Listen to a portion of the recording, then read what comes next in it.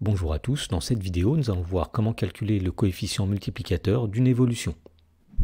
Dans l'exemple, on nous demande pour chaque évolution de calculer le coefficient multiplicateur qui correspond. Donc ici nous avons différentes évolutions, par exemple une augmentation de 15%, une diminution de 20%. Et donc pour calculer le coefficient multiplicateur qui correspond à chacune de ces situations, nous allons commencer par faire un rappel. Alors tout d'abord, on rappelle que augmenter une quantité de P% revient à la multiplier par 1 plus P sur 100. Et à l'inverse, diminuer une quantité de P% revient à la multiplier par 1 moins P sur 100.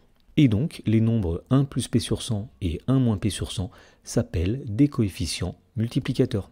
Alors par exemple, dans la première question, on cherche à déterminer le coefficient multiplicateur associé à une augmentation de 15%. Donc pour faire cela, on va commencer par rappeler que augmenter une quantité de 15% revient à la multiplier par 1 plus 15 sur 100. Autrement dit, le coefficient multiplicateur associé à une augmentation de 15% qu'on va noter grand C, eh bien c'est 1 plus 15 sur 100.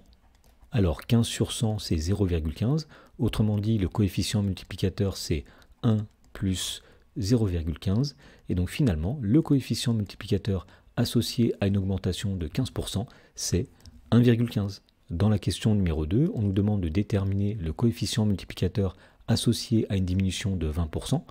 Donc pour faire cela, on va commencer par rappeler que diminuer une quantité de 20%, ça revient à la multiplier par 1 moins 20 sur 100. Autrement dit, le coefficient multiplicateur associé à une diminution de 20%, c'est 1 moins 20 sur 100. Alors 20 sur 100, ça donne 0,2. Autrement dit, le coefficient multiplicateur est égal à 1 moins 0,2, c'est-à-dire 0,8. Et donc conclusion, le coefficient multiplicateur associé à une diminution de 20%, c'est 0,8.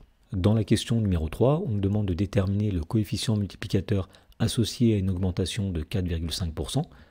Alors pour faire cela, on va dire que augmenter une quantité de 4,5%, ça revient à la multiplier par 1 plus 4,5 sur 100. Autrement dit, le coefficient multiplicateur associé, ce sera 1 plus 4,5 sur 100. Et donc on en déduit que le coefficient multiplicateur c'est 1 plus 0,045, c'est-à-dire 1,045. Et pour terminer, on nous demande de déterminer le coefficient multiplicateur associé à une diminution de 3%. Et donc pour faire cela, on va rappeler que diminuer une quantité de 3%, ça revient à la multiplier par 1 moins 3 sur 100. Autrement dit, le coefficient multiplicateur associé à une diminution de 3%, c'est 1 moins 3 sur 100.